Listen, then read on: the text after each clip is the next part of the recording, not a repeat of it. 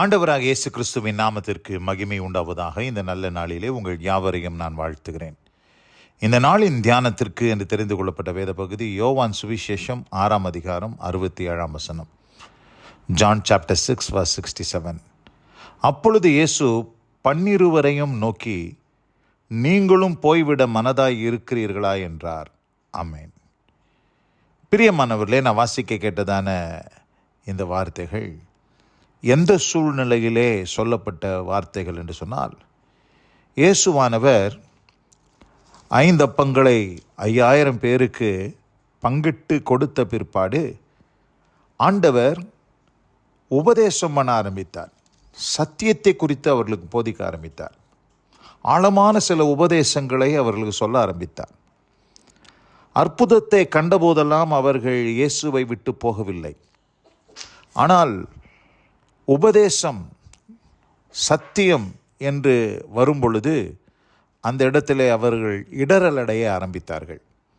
60ஆம் வசனத்தை வாசிக்கிறேன். யோவான் 6ஆம் அதிகாரம் 60ஆம் வசனத்தை வாசிக்கிறேன். அவருடைய சீஷரில் அநேகர் இவைகளை கேட்டபொழுது, இது கடினமான உபதேசம், யார் இதை கேட்பார்கள் என்றார்கள். அவர்கள் சீஷர்களில் அநேக சீஷர்கள் இருந்தாங்க. 12 சீஷர்கள் மாத்திரம் இல்லை, அநேக சீஷர்கள் இருந்தாங்க.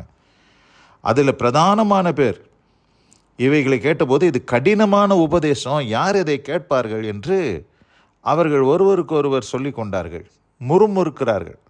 61ஆம் வசனத்தை வாசிக்கிறேன். சீஷர்கள் அதை குறித்து முறுமுறுக்கிறார்கள் என்று இயேசு தமக்குள்ளே அறிந்து அவர்களை நோக்கி, இது உங்களுக்கு இடரலாய் இருக்கிறதோ என்று இங்கே இயேசுவானவர் கேட்கிறார்.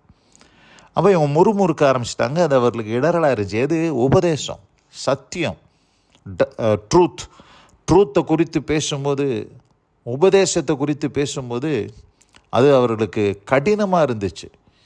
ஏன்னா உபதேசம் பாருங்கள், ஒரு மனுஷனை சுத்திகரிக்கும். ஒரு உபதேசம் ஒரு மனுஷனை சீர்படுத்தும். அதனால தான் இயேசு கிறிஸ்து உபதேசம் பண்ண ஆரம்பித்தார். அற்புத அடையாளங்களெல்லாம் செய்யும்போது அவர்களெல்லாம் இயேசுவோடு கூட ஒட்டி கொண்டிருந்தார்கள். ஆனால் சத்தியம், உபதேசம் அப்படின்னு வரும்போது அவர்களுக்கு இடரலாக இருந்துச்சு. இது கடினமான உபதேசம் சொன்னாங்க. முறுமுறுக்க ஆரம்பித்தார்கள். இப்படி முறுமுறுத்ததுனால இயேசுவானவர் என்ன சொல்கிறார் பாருங்க, 65ஆம் வசனம். ஒருவன் என் பிதாவின் அருளை பெறாவிட்டால் என்னிடத்திற்கு வரமாட்டான் என்று இது நிமித்தமே உங்களுக்கு சொன்னேன் என்றார். அப்போது இன்றைக்கு இயேசுவை பின் செல்லுகிற ஒரு கூட்டம் இருக்குது அப்படின்னு சொன்னால், அவர்கள் ஏதோ ஒரு அற்புதத்தை பார்த்து, ஒரு அதிசயத்தை பார்த்து, ஏதாச்சும் ஒரு கிரியை நடப்பிக்கப்படுமா என்று பார்த்து கொண்டே இயேசுவை பின்பற்றுகிறவர்கள் ஒரு கூட்டம் இருக்குது. இன்றைக்கும் பார்த்திங்கன்னா கிறிஸ்துவ சமுதாயத்தில் அப்படிப்பட்ட ஒரு கூட்டம் இருக்குது. அவங்களுக்கு எல்லாமே நல்லது நடந்துக்கிட்டே இருக்கணும். அவங்களுக்கு கொஞ்சம் அவங்கள சுத்திகரிப்பதற்கு ஏற்றாற்போல் சில காரியங்கள், அவர்களுக்கு சில சத்தியம்னாலே கசப்பு தான், கசப்பான மருந்து தான். அந்த கசப்பான பிட்டர் மெடிசன் கொடுக்கும்போது சிலருக்கு ஒத்துக்கொள்ளாது. அது எங்களுக்கு வேண்டான்னு சொல்லுவாங்க, பின்வாங்கி போவாங்க. அவர்கள் இடரல் அடைவார்கள், முறுமுறுக்க ஆரம்பிப்பார்கள். இது கடினமான உபதேசம் சொல்லுவாங்க. ஏன்னா பிதாவின் அருளை அவர்கள் பெறவில்லை. அதுதான் அங்கே ஹைலைட் பண்ணி காட்டுறார் இயேசு கிறிஸ்து. ஒருவனின் பிதாவின் அருளை பெறாவிட்டால் என்னிடத்திற்கு வரமாட்டான் என்று அங்கே ரொம்ப தெளிவாக சொல்கிறார். சொல்லிட்டு 66ஆம் வசனம் சொல்கிறாரு, அது முதல் அவருடைய சீஷரில் அநேகர் அவருடனே கூட நடவாமல் பின்வாங்கி போனார்கள். யோவான் 6:66, 666. இந்த 666 பாருங்கள், யோவான் 6:66. அது முதல் அநேகர் அவரோடு கூட நடவாமல் பின்வாங்கி போன ஒரு கூட்டம். இதுதான் 666. 666க்கு ஒரு அடையாளமாக இந்த இடத்துல நடக்கிறது நம்ம பார்க்குறோம். பின்வாங்கி போனாங்க, நிறைய பேர் பின்வாங்கிட்டாங்க. சீஷர்களில் நிறைய சீஷர்கள் இருந்தாங்க இயேசு கிறிஸ்துக்கு. ஆனால் அநேகர் பின்வாங்கி, அது முதல் அவரோட கூட நடவாமல் பின்வாங்கி போனார்கள் என்று பார்க்கிறோம். அந்த சூழ்நிலையில் தான் இயேசுவானவர் 12 மீந்து இருக்கிறது யார்? இந்த 12 பேர்.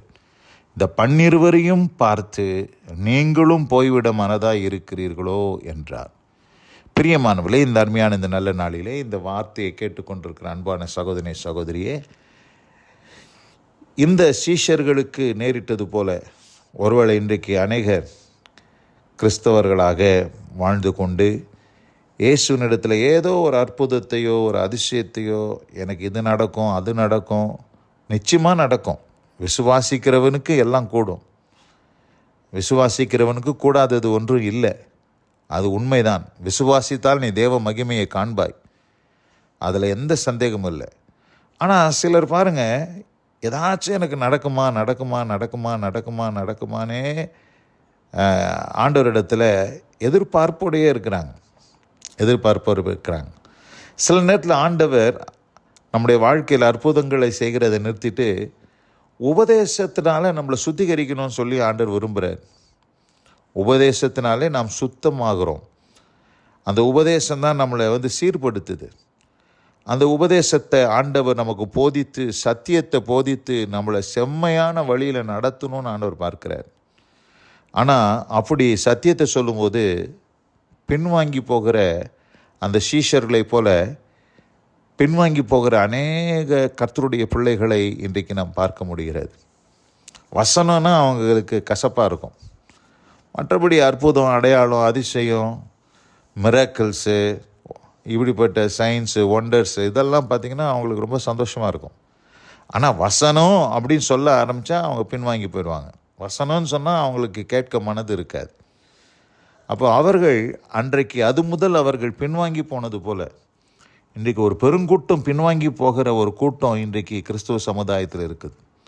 ஆனால் தான் இயேசு கிறிஸ்து அவர்களை பார்த்து கேட்டார், 12 நோக்கி, நீங்களும் போய்விட மனதாக இருக்கிறீர்களா என்று கேட்டாங்க. கேட்ட உடனே சீமோன் பேதுரு என்ன சொல்கிறாரு பாருங்கள், உம்மிடத்தில் அற்புதம் இருக்குது, உம்மிடத்தில் அதிசயம் இருக்குது, உம்மிடத்தில் மிராக்கிள்ஸ் இருக்குதுன்னெலாம் சொல்லலை சீமோன் பேதுரு. என்ன சொல்கிறார் பாருங்கள், சீமோன் பேதுரு அவருக்கு பிரத்யுத்தரமாக, ஆண்டவரே, யாரிடத்தில் போவோம், நித்திய ஜீவ வசனங்கள் உம்மிடத்தில் உண்டே. வேறு எதுவுமே இந்த 12 பேர் பாருங்கள், வேறு எதுவுமே பார்க்கல. உம்மிடத்தில் நித்திய ஜீவ வசனங்கள் உம்மிடத்தில் உண்டே என்று அவன் சொல்லுகிறதை நாம் இங்கே பார்க்கிறோம். ஆண்டவர் இப்படி அவன் சொன்ன உடனே இயேசுவானவர் சொல்கிறார் 70ஆம் வசனத்தில், இயேசு அவர்களை நோக்கி, 12 உங்களை நான் தெரிந்து கொள்ளவில்லையா, உங்களுக்குள்ளும் ஒருவன் பிசாசாக இருக்கிறான் என்று யூதாஸ் காரியத்தை குறித்து சொல்கிறார். இப்போ அந்த 12 பேர்லேயும் ஒருத்தன் எப்படி இருக்கிறான். அப்போது இந்த 12 பேரில் 11 பேர் தான். 11 பேர் எதை பார்த்து வந்தவர்கள்? தேவனுடைய வசனத்தை பார்த்து வந்தவர்கள். நாங்கள் எங்கே போவோம் ஆண்டவரே, எங்கே போவோம்? உம்மிடத்தில் நித்திய ஜீவ வசனங்கள் உம்மிடத்தில் உண்டே, நாங்கள் யார் இடத்துல போவோம் என்று சொல்லி அற்புத அடையாளங்களெல்லாம் அவங்க பார்க்கல. அவங்க பார்த்ததெல்லாம் இயேசு கிறிஸ்துவனுடைய உபதேசம், இயேசு கிறிஸ்துவனுடைய போதனை, இயேசு கிறிஸ்துவனுடைய வார்த்தைகள். அந்த வார்த்தைகளை கண்டு தான் அவங்க நிலைச்சிருந்தாங்க. இன்றைக்கும் ஒரு திரள் கூட்டம் இன்றைக்கி கிறிஸ்துவ சமுதாயத்தில் இயேசுவுக்கு பின் சென்று வருது. ஆனால் வசனத்தில் யார் நிற்கிறாங்களோ அவங்க தான் கடைசி வரைக்கும் நிற்க முடியும்.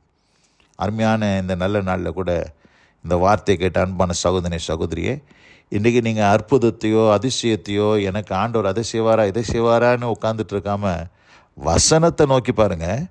ஆண்டவர் என்ன செஞ்சால் தெரியுமா? இந்த சீஷர்களை வல்லமையான அற்புதங்களை நடப்பிக்கிற, உலகத்தை கலக்குகிறவர்களாக ஆண்டவர் மாற்றினார். அவங்க அற்புதத்தை பார்த்து நிற்கலை, வசனத்தை பார்த்து நின்னாங்க. நீங்களும் அந்த வசனத்தை பார்த்து நில்லுங்க. உங்களை கொண்டு ஆண்டவர் பெரிய காரியங்களை செய்வதற்கு போதுமானவராக இருக்கிறார்.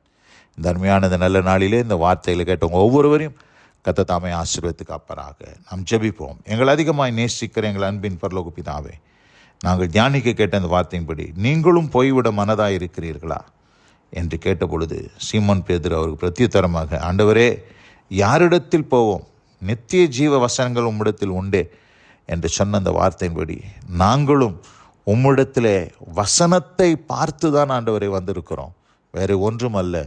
ஆண்டவரே, நாங்கள் யாரிடத்தில் போவோம் ஆண்டவரே என்று சொல்லத்தக்கதான ஒரு அனுபவத்தை நீர் உம்முடைய பிள்ளைகளுக்கு உண்டு பண்ணி தரும்படியாய் ஜெபிக்கிறேன். ஆசீர்வதித்து வழி நடத்தி காணும். இயேசு கிறிஸ்துவின் வல்ல நாமத்தில் பிதாவே, ஆமென், ஆமென்.